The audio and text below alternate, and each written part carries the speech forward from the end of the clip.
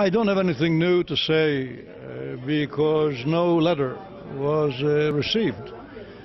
But even if we receive such a letter, I do not forget the fact that Israel has already received a letter in 1957 from President Eisenhower.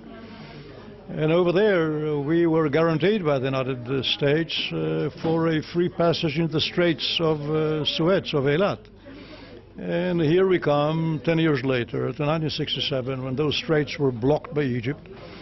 And we contact the State Department, and the immediate and first response that we have received was, we do not find our copy of the agreement. And I should also remind us all that just 6 years ago, Israel has received from President Bush a letter of a number of commitments that were described by all concerned as something which is a tremendous achievement to the security of Israel. And here we are today, where basically the present administration doesn't pay too much attention to it.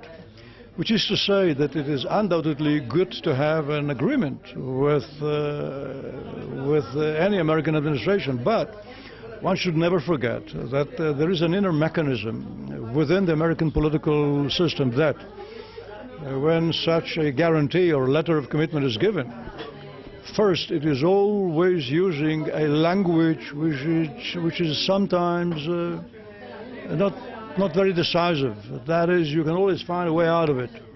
And secondly, such an agreement will be fulfilled only if at the time for it to be fulfilled, it will go along with the American interest.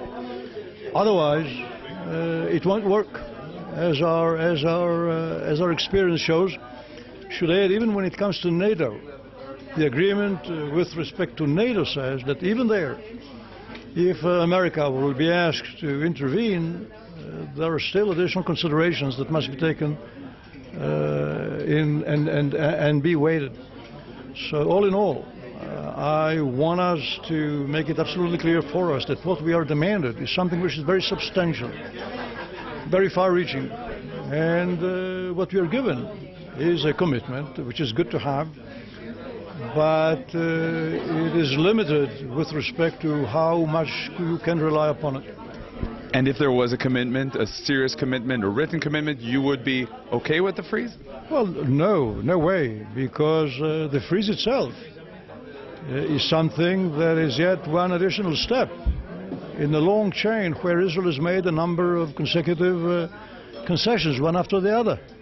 Even this government, including the preparedness by the Prime Minister for a Palestinian state, and then go as a gesture for 10 months of freezing. And yet, what have we gotten out of it? Nothing in return. More than that, basically, we've been pushed more than before.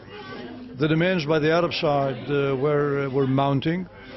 And this has been followed not by an American approach to demand from the Arabs themselves just to do something and reciprocate with some of their own gestures. No, the American administration simply went along with the piling up of the Arab demands and just directed them to us. As, by the way, was the case in the last week or so, that something has been agreed between the Secretary of State and the Prime Minister. And so it happens that the Arabs didn't like it, and all of this process has been delayed for a while. So, again, if we really wish to see those negotiations with the Arabs coming and becoming fruitful, credibility is, I believe, the name of the game. And credibility means that if you say that you freeze only for 10 months, you should just freeze for 10 months and this is it, and now it's all the onus of the Arabs to show what they contribute. So what do you say to your former colleagues from the Likud who are supporting this? Well, I think it is an internal matter of Likud.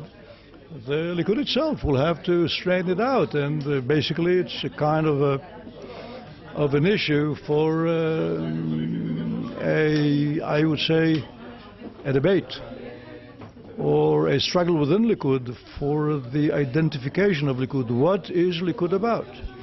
Is it really within the footsteps of Jabotinsky, Begin, Shamir?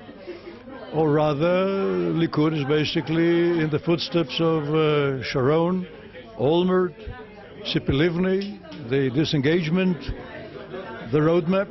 Well, that's exactly the issue, and the Likud will have to resolve it.